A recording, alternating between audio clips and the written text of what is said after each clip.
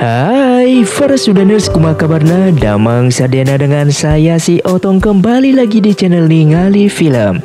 Pada episode kali ini, kita akan membahas alur cerita dari film Ashes of Love untuk bagian yang kedua. Dan tidak usah berlama-lama lagi, mari kita mulai ceritanya.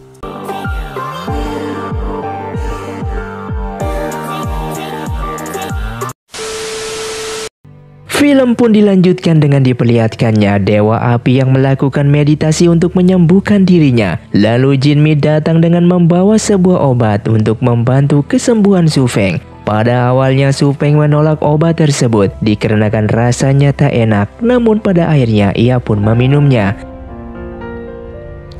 Lalu Jinmi pun memberikan sebuah bunga dan bunga itu dikenakan di kepala Jinmi. Su Feng juga mengatakan akan meminta penghargaan untuk Jinmi kepada sang kaisar atas bantuan dalam mengalahkan iblis Tianhe, dan Jinmi yang mendengar hal itu, ia pun langsung memeluk Su Feng.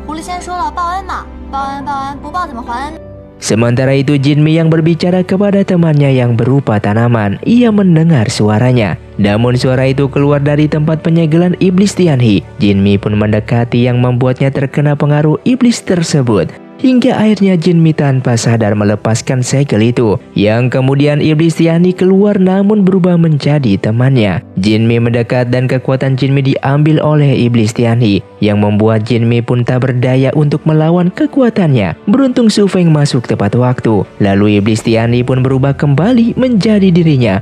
Dan kali ini Su Feng mampu menyegelnya, namun sayang Su Feng terkena racun oleh iblis Tianhe. Tak lama setelah itu racun iblis Tianhe pun mulai bereaksi dan Su Feng terlihat lemas di hadapan Jinmi. Jinmi yang merasa khawatir jika Su Feng akan mati seperti sahabatnya. Saat itu keadaan Su Feng begitu mengkhawatirkan. Racunnya sudah menyebar ke dalam tubuhnya dan Su Feng hanya ada waktu 3 hari sebelum semua kekuatannya musnah oleh racun tersebut. Namun dia bisa sembuh dengan rotan malam yang ada di alam bunga. Mendengar hal itu Jinmi pun bertekad untuk mendapatkan rotan malam itu. Meskipun Jinmi sadar jika kembali ke alam bunga, ia akan mendapatkan hukuman dari peri agung. Namun Jinmi tak menghiraukannya. Sesampainya di alam bunga, Jinmi dan Putri Yang Zi pun bertemu dengan Lau Ho. Di sini ia bertanya tentang rotan malam, namun Lau Ho tak memberitahu keberadaannya. Lalu Jinmi pun masuk ke aula untuk mencari rotan malam. Namun di saat sedang mencari, Jinmi ketahuan oleh peri agung, sehingga mereka pun dibawa ke istana bunga. Saat itu Jinmi pun memohon untuk mendapatkan rotan malam dalam menyembuhkan Dewa Api. Namun peri agung pun menolak hal itu, sehingga peri agung pun menangkap Jinmi dan memberikan sebuah hukuman kepadanya.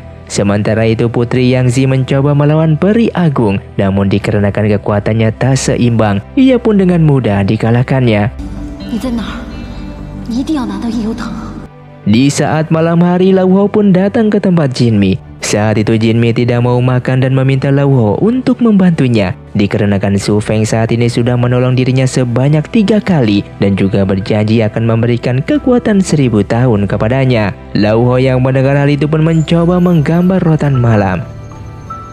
Dengan kekuatan Jinmi yang memang bisa membuat tanaman hidup, ia pun mulai mencobanya dengan melihat gambar tersebut. Namun percobaan pertama Jinmi telah gagal dan Jinmi yang tidak menyerah akan melakukannya kembali. Di tempat lain, Putri Yang Zi mengatakan kalau Jinmi sedang kesulitan mendapatkan rotan malam itu, sehingga Runyo berusaha untuk membantu Su Feng bertahan hidup dengan kekuatannya. Namun Jinmi yang pantang menyerah terus berusaha, yang pada akhirnya rotan malam itu pun berhasil ditumbuhkan olehnya. Lalu Lau Ho pun datang dengan memberitahu kalau itu merupakan rotan yang asli, sehingga Jinmi pun segera mendatangi Su Feng. Dan Jinmi mulai menyuapi Su Feng dengan obat tersebut. Singkatnya setelah memakannya, Su Feng pun sedikit membaik. Namun tak lama setelah itu peri agung pun datang dan Jinmi pun merasa khawatir dengan keadaan itu. Di sini Su Feng meminta kepada peri agung agar ia yang dihukum atas tindakan pelanggaran yang dilakukan oleh Jinmi dan jangan menghukum Jinmi. Meski Su Feng memohon untuk menggantikan hukuman, peri agung tetap menolak hal itu dikarenakan Su Feng dilarang ikut campur urusan alam bunga. Peri Agung juga memperingatkan agar Su Feng tak kembali mengunjungi alam bunga dan menemui Jinmi. Kemudian Jinmi memberitahu alasan ia menolong Su Feng, dikarenakan sebelumnya Su Feng berjanji memberikannya kekuatan 1000 tahun dan juga telah menyelamatkannya beberapa kali. Lalu Peri Agung pun melihat pil itu masih ada di dalam tubuh Jinmi, yang merupakan pil penghalang jatuh cinta yang telah diberikan oleh mendiang ibunya. Ia pun tak khawatir dan meminta Jinmi untuk bersumpah tidak lagi berhubungan dengan Istana Langit.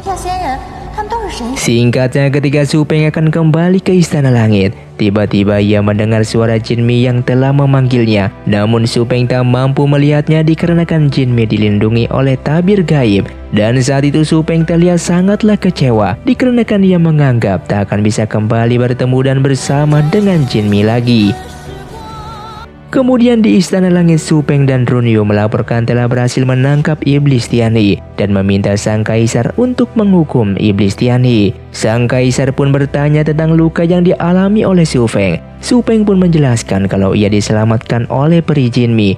Lalu Kaisar pun memberikan sebuah hadiah kepada mereka. Di saat sampai di Istana Dewa Api, Su He pun datang ke sana untuk menanyakan keadaan Su Feng. Lalu Su Feng pun memperkenalkan kalau ia membawa putri dari klan Kaisar Iblis. Kemudian Danzu pun datang, namun ia tidak melihat Jinmi berada di sana. Ia pun sangat kecewa dikarenakan Jinmi harus kembali ke alam bunga. Namun saat Dewa Bulan mengetahui bahwa Su Feng terkena racun dari Iblis Tianhe, ia pun cukup khawatir. Dan Su He pun terlihat marah saat mengetahui Su Feng terluka di alam iblis. Lalu Su Feng pun mencoba menenangkan situasi. Tak lama setelah itu Sang Ratu pun datang menemui mereka. Ia terlihat cemas dengan keadaan Su Feng yang terluka. Sang Ratu juga menyalahkan Runyu saat berhadapan dengan Iblis Tianhe, dikarenakan kenapa hanya Su Feng yang terluka dan terkena racun. Lalu Su Feng pun mencoba untuk membela kakaknya itu, dan Runyu pun pergi meninggalkan mereka yang diikuti oleh Danzu, begitu juga dengan Su He. Di saat mereka sedang berdua, kenapa ibunya selalu mencurigai kakaknya? Di sini Sang Ratu khawatir jika suatu saat apa yang dimiliki Su Feng akan direbut oleh kakaknya itu. Ia juga bertanya tentang siapakah Ratu Peri. Sang Ratu pun menjelaskan kalau 4000 tahun yang lalu, Ratu Peri merupakan salah satu selir dari ayahnya. Mendengar hal itu, Su Feng sangat terkejut dan semakin merenungi nasibnya, dikarenakan tak mungkin bersama dengan Jinmi yang merupakan adiknya sendiri. Sementara itu di alam bunga, Jinmi mengharapkan adanya meteor lagi. Namun di saat meteor datang kembali, ia pun mengira itu merupakan Su Feng yang ternyata itu adalah Runyu yang sedang berkunjung untuk menemuinya. Di sini Jinmi memintanya untuk membawanya pergi dari sana, dan Runyu pun mengabulkan permintaan dari Jinmi, yang pada akhirnya Jinmi pun keluar dan merasa bahagia. Kemudian peri Jinmi pun berada di Istana Dewa Malam dan Runyu pun mengunjunginya. Ia pun bertanya apakah peri Jinmi menyukai istananya, yang tentu saja peri Jinmi menyukainya. Runyu juga memberitahu kalau keadaan Su Feng baik-baik saja setelah memakan rotan yang telah diberikan sebelumnya. Kemudian Runyu pun mengajak Jinmi pergi keluar dengan melihat bintang-bintang yang ada di sana. Lalu Jinmi pun menanyakan kenapa Runyu selalu sendirian, yang ternyata Dewa Malam sudah ditakdirkan untuk sendiri. Jinmi pun memberikan sebuah hadiah berupa tanaman yang bisa memekarkan bunga di saat malam hari.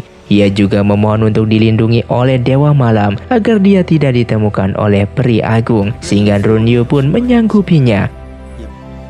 Kemudian Runyu pun membawa pergi Jinmi ke bumi untuk menghindari pencarian dari Peri Agung, dan Jinmi pun begitu menyukai tempat yang ada di bumi. Lalu Dewa Bumi muncul dan Runyu meminta Dewa Bumi untuk menjaganya, yang tentu saja Dewa Bumi pun patuh akan perintah dari Dewa Malam. Di saat Jinmi pergi jalan-jalan, ia tak sengaja bertemu dengan Yanyu yang merupakan temannya di masa lalu, dan Jinmi pun pergi bersama Yanyu. Di sini Yanyu mengajaknya untuk mengenalkan kebiasaan dialami oleh manusia, dikarenakan di dalam manusia begitu banyak hal yang menyenangkan. Di Istana Langit, Sang Kaisar menemui Dewa Air. Ia datang meminta Dewa Air untuk menghadiri acara ulang tahun Sang Ratu. Dewa Air pun mengiyakan ajakan dari Sang Kaisar. Sementara itu Su Wei memberitahu Su Feng kalau Jinmi menghilang dari alam bunga dan peri agung pun datang ke sana. Dikarenakan ia menduga kalau Su Feng membawa Jinmi ke istana langit. Namun di saat terjadi perdebatan di antara mereka, sang ratu pun datang ke sana. Hal itu membuat peri agung pergi meninggalkan istana langit. Sementara itu Jinmi pun diajak Yan Yu masuk ke rumah makan. Ia dan Dewa Bumi pun makan bersama. Kemudian Yan Yu membuatkan sebuah minuman kepada Dewa Bumi. Hal itu membuat Dewa Bumi langsung tak sadarkan diri. Singkatnya Su Feng memanggil Dewa Bumi. Ia pun bertanya tentang keberadaan Jinmi dan salah satu Dewa Bumi mengatakan kalau Jinmi berada di suatu tempat. Mengetahui hal itu pun Su Feng segera pergi ke tempat tersebut. Sementara itu Jinmi bersama Yan Yu pergi ke suatu tempat yang ternyata di tempat tersebut telah kedatangan Dewa Api yang telah mencarinya dan disusul dengan Dewa Malam sehingga Yan Yu pun merasa takut kepada mereka berdua. Lalu Su Feng pun pergi dengan Jinmi yang disusul oleh Run Yu dan Yan Yu. Saat itu Run Yu pun meminta maaf kepada Su Feng dikarenakan Su Feng telah dituduh membawa Jinmi pergi dari alam bunga. Lalu Run Yu pun mengatakan jika ia akan bertanggung jawab akan hal ini. Kemudian mereka pun pergi pulang untuk minum bersama. Sementara Yan Yu mendapatkan hukuman dan begitu juga dengan Dewa Bumi yang dikarenakan tak mampu menjaga Jinmi. Saat itu Jinmi menemani Su Feng dan Run Yu untuk minum bersama. Malam ini mereka akan merayakan kebersamaan yang telah lama tak mereka rasakan. Setelah itu Jinmi pun pergi ke belakang untuk meracik minuman yang telah diajarkan oleh Yan Yu. Dan Yan Yu pun melihatnya dengan senang. Dikarenakan tak lama setelah itu mereka pun akan jatuh pingsan.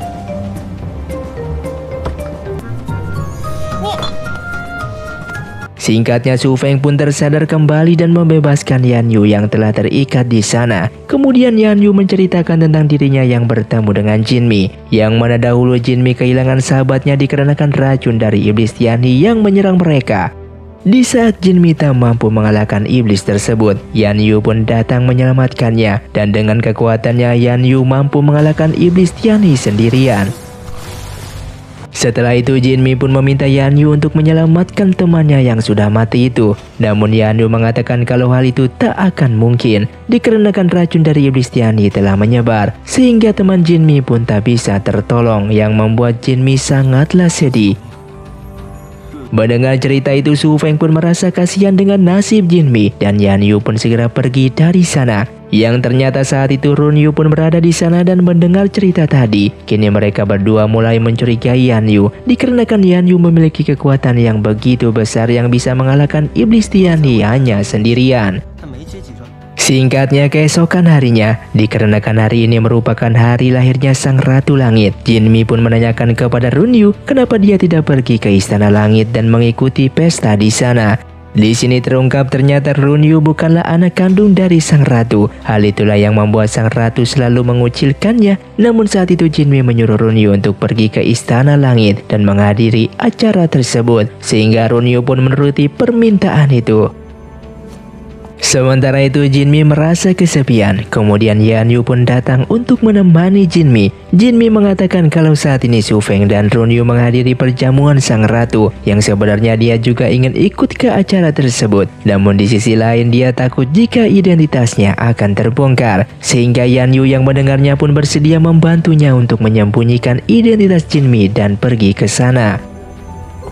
Singkatnya mereka berdua ada di Istana Langit, namun di sana mereka dihentikan oleh para penjaga yang ada di sana. Meskipun mereka berdua sudah mengatakan bahwa mereka merupakan teman dari Dewa Api dan Dewa Bulan, sehingga Yan Yu pun mengambil bulu Phoenix milik Dewa Api yang telah diberikannya, yang seketika mereka pun diperbolehkan masuk oleh para penjaga. Di saat berada di alam istana, Jinmi sangat terkejut dikarenakan suasana begitu ramai. Para dewa dan dewi pun datang untuk ke sana. Hal itu membuat Jinmi terpukau, yang ternyata Yan Yu pun mengenal para dewa yang begitu baiknya. Ia tahu siapa saja yang datang ke sana. Tak lama kemudian Kaisar Langit dan Sang Ratu pun menghadiri acara itu. Semua dewa pun memberikan hormat untuk kehadiran mereka. Di sini Jinmi ingin memanggil Su Feng, yang hal itu membuat Su Feng sangatlah terkejut setelah mengetahui Jinmi berada di sana.